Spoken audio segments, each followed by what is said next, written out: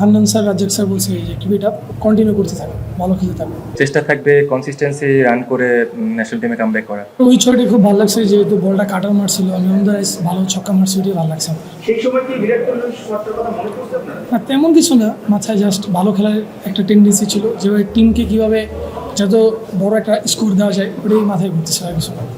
টি-20 মানে আপনার favourite cricketer Rohit Sharma বলে আসছেন, টি-20 ইন্টারন্যাশনাল রোহিত শর্মা অনেকগুলো সেঞ্চুরি আছে।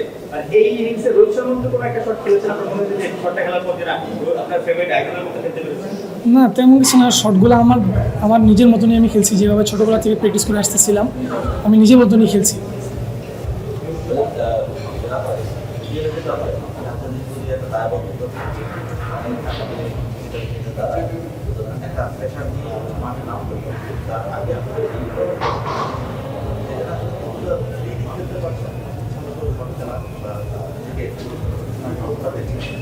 হ্যাঁ, অবশ্যই রাজেন স্যার যেহেতু রাজেন স্যার হেড কোচ সিলেটের, উনি আমাকে বলছে যে তোমার ন্যাচারাল ক্রিকেটটা খেলো, একদম ফ্রি, তুমি ক্রিকেটটা খেলো, তোমার কোনো প্রেশার নেই, তুমি চাপলেস ক্রিকেটটা খেলো, দেখবে কোনো প্রেশার আসবে না তোমার উপর।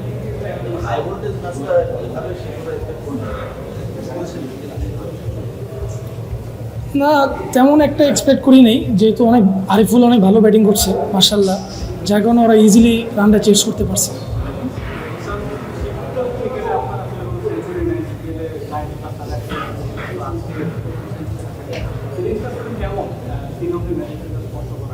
আলহামদুলিল্লাহ অনেক ভালো লাগছে, যেহেতু ফার্স্ট ক্লাস বা ডিপিএল একটা সুযোগ ছিল 100 মারার, করতে পারিনি, এজ লেভেলে 100 হয়েছে, মানে বড় লেভেলে 100 করতে পারিনি, অনেক ভালো লাগছে।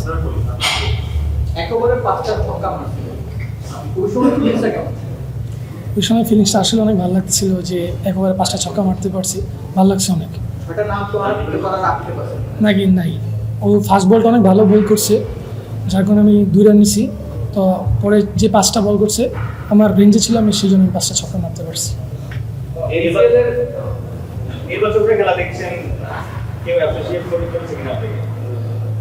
হান্নান স্যার, রাজ্জাক স্যার বলছে যে কিবিটা কন্টিনিউ করতে থাকো, ভালো খেলতে থাকো।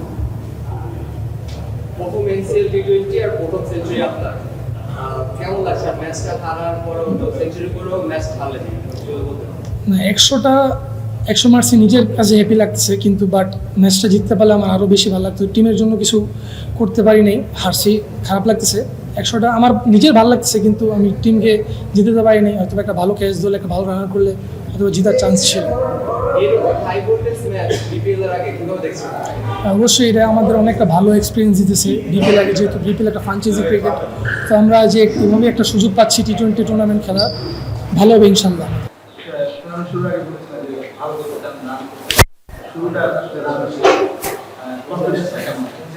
ডেফিনেটলি যে কোনো একটা টুর্নামেন্ট আপনি যখন রান দিয়ে স্টার্ট করতে পারবেন, আপনার কনফিডেন্স লেভেল হাই থাকে। তো এই এই প্রিপারেশনটা নিছি মনে করেন আরও প্রায় 2 মাস আগে, তো ওইটা এসে আমি এখন রেজাল্ট পাচ্ছি, তো রান করতে পারছি, ভালো লাগতেছে। হ্যাঁ, ডেফিনেটলি যেহেতু টি20 দিয়ে স্টার্ট করছি, তো এখন রেড বল থেকে এই বলে আসছি, প্রিপারেশন যত ভালো নিতে পারছি ওইটার সব আউটকাম এখানেই আসে। তো এখানে হচ্ছে এখন রেজাল্টের জন্য আমার খেলতে হবে, যে আমি এতদিন যা করছি ওগুলি কি প্রপার এক্সিকিউশন করতে পারতেছি কিনা। তো যখন আগে ন্যাশনাল টিমে খেলছি ওই সেম প্ল্যানে গেছি, তো কিছু ল্যাকিংস ছিল, ওগুলি ইমপ্রুভ করে এখন এই এই টুর্নামেন্টটা বিপিএল সেম প্ল্যানেই যাবো ইনশাল্লাহ। Definitely very good wicket.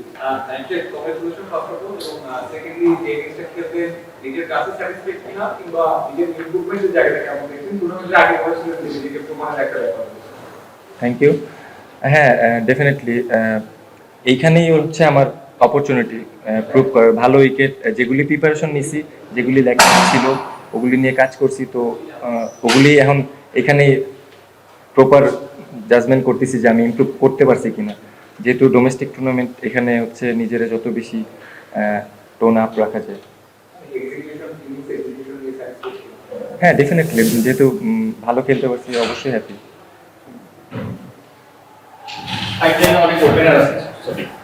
অনেক ওপেনার আছে, এই মাঠে জিসান সেঞ্চুরি থাকালে সবকিছু মিলিয়ে আসলে আলটিমেট গোল তো সবারই, যে ন্যাশনাল টিমে কামব্যাক করা, ন্যাশনাল টিমে খেলা, সেই জায়গাটাতে চ্যালেঞ্জটা বেশি, রেগুলার রান করতে হবে, এই চ্যালেঞ্জ নিয়ে আসলে ব্যাটিং করবে।